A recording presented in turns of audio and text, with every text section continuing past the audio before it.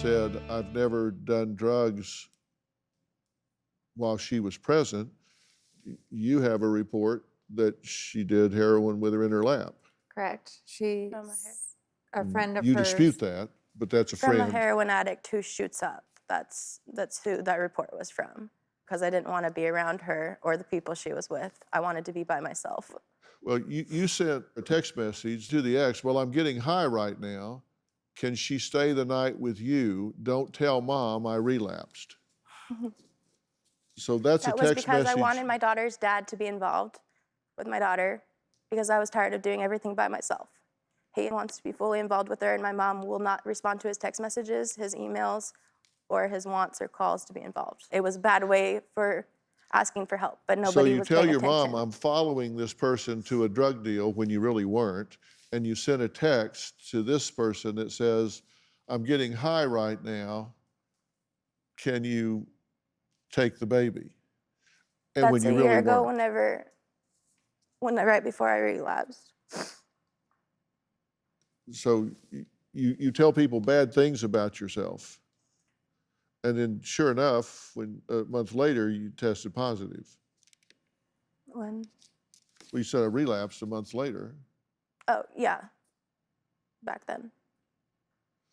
A month after you sent that text. Yeah. You tested positive.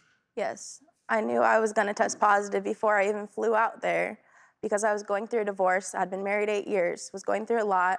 That's why I didn't want to bring Avery out there. I wanted to leave her with my family out there. Because on 9/17/19, you tested positive for amphetamines, which would be consistent with the text that you sent that I'm using. Yeah, but I didn't use then with my daughter. I said that so that he would go get her, so that way I could go out and do whatever I wanted and have a break.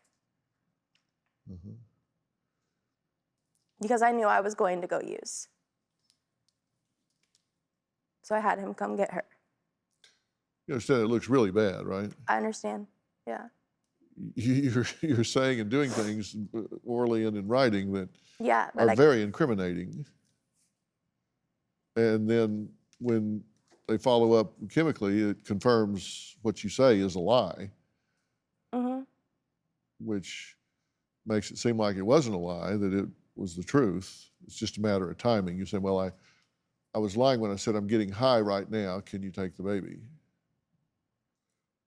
Well, and you can't change what you don't acknowledge. And you want this child back. And I'm staying the course. I want you to have this child back. And you can kid yourself, or we can get real and do what it takes to really get the child back. And if you really want the child back, I know what it takes to get the child back. I can tell you what you have to do to get the child back. I can lead you down the path to get the child back. I have my papers. I've had them for 3 weeks, ready to go file for it, for the guardianship to end with her dad and myself. Whenever I was asking my mom for her back, it wasn't always just to have her back in my care. It was to have her back in Oklahoma, where I was living, with even a different family member, or to have DHS involved in her life, so that way I could have visitation and I could be involved. It wasn't just to go right back to my care ever. It was to go to the other family members' care who Avery grew up with the last 2 years and was bonded with, and who's a safe person and loves her, or just anything to get her involved. And my mom's just not willing to do anything so I can have any bond or relationship with her. Well, hey, it's me, and thank you so much for watching. And while I have you, do you have a story or a question for me? If so, trust me, I want to hear from you. Click on the link in the description and tell me what in the world is going on. You just might end up right here on the show. And of course, don't forget to subscribe. Click that little red button below. You know you want to. What are you waiting for? Do it.